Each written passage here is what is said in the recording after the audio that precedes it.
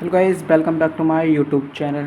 तो आज के इस चैनल में हम पढ़ने वाले हैं कि किसी बिंदु आवेश के कारण विद्युत क्षेत्र की तीव्रता निकालेंगे तो वह कितनी आती है। तो इस वीडियो में हम केवल वही पढ़ेंगे और उसका डेरिवेशन देखेंगे। उसकी परिभाषा खैर मैं नहीं लिखूँगा, परिभाषा यानी कि उसका जो माना होता है कि हाँ माना कि ये चार्ज होता है, ये है वगैरह, सब कुछ नहीं लिखने वाला। केवल इसमें डायरेक्ट हम डेरिवेशन करेंगे, ठीक है। मुझे केवल आपको कंसेप्ट सिखाना है और मुझे खुद को भी सीखना है, ठीक है। तो चलिए स्टार्ट करते हैं। तो सबसे पहले मैं इसका एक डायग्राम बना देता हूँ कि इसका डायग्राम यहाँ पर सपोज दैट एक चार्ज था, ठीक है।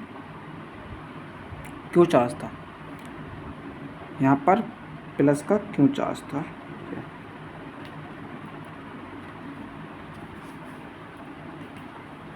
ये हो गया हमारा प्लस का क्यू चार्ज। ये अब इससे आर दूरी पर, ठीक है, माना इससे आर दूरी पर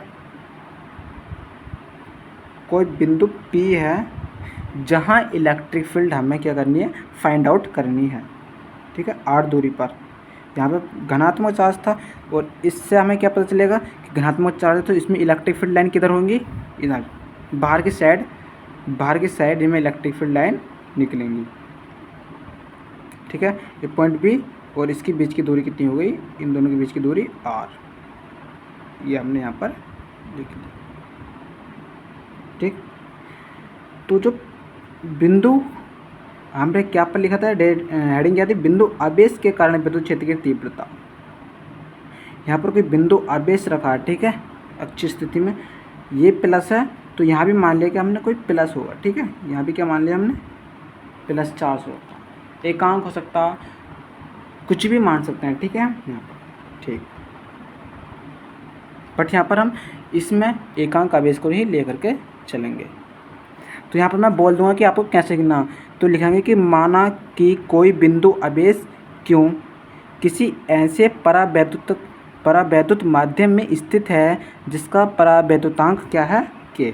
और मैंने परावैद्युतांक पढ़ा रखा, उसे कैसे प्रदर्शित करते हैं, जिसकी वैल्यू होती है 1/4 पाई एप्सिलॉन नॉट, जिसे हम क्या लिख देते हैं, 9 × 10⁹, ठीक।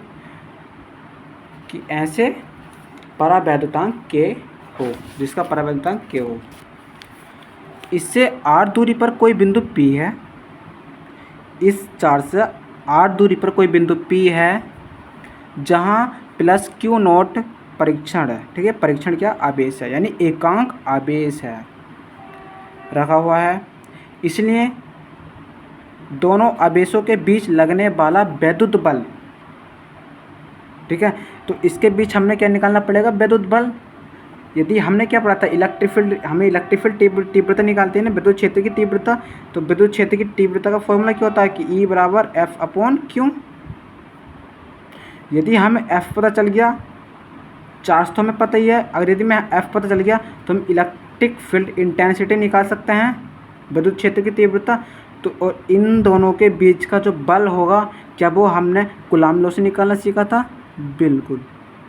दोनों पॉजिटिव हैं तो डायरेक्शन किधर होगी, दोनों की अपोजिट होगी। ये इधर लगेगा और ये इधर लगेगा, ठीक है। इसके कारण इलेक्ट्रिक फील्ड इंटेंसिटी इधर होगी और इसके कारण इलेक्ट्रिक फील्ड इंटेंसिटी इधर होगी, ठीक।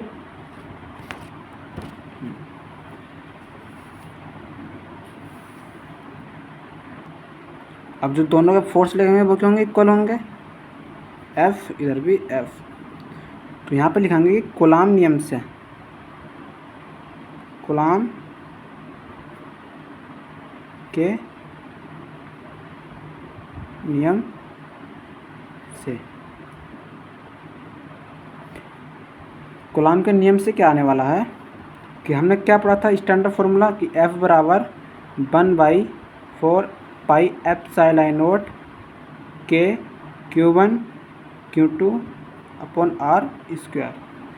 ये क्या पढ़ा था हमने, उसका फॉर्मूला हमने पढ़ा था।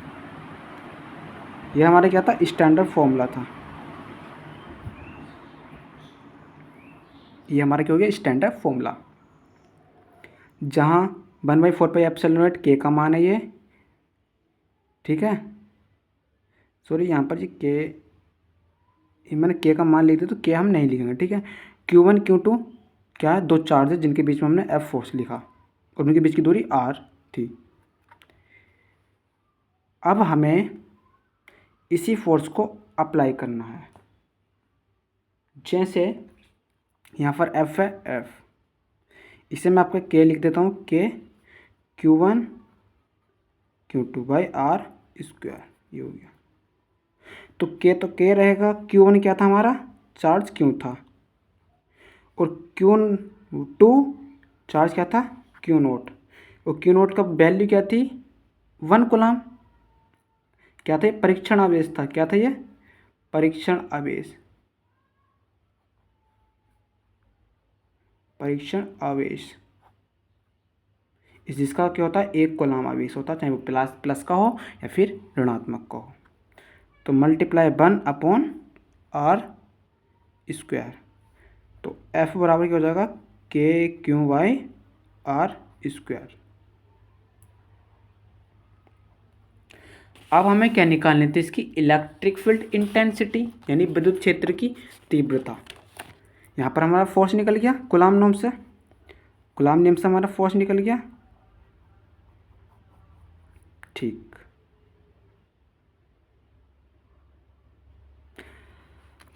और हमने फॉर्मूला क्या पढ़ा था कि E बराबर F/Q होता है, ठीक है।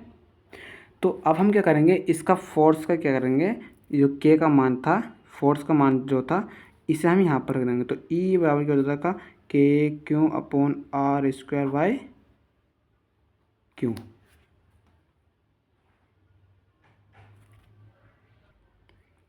क्यों, क्योंकि ये तो क्या एकांक आवेश था, क्यों नोट एकांक आवेश था, तो एक मानेंगे।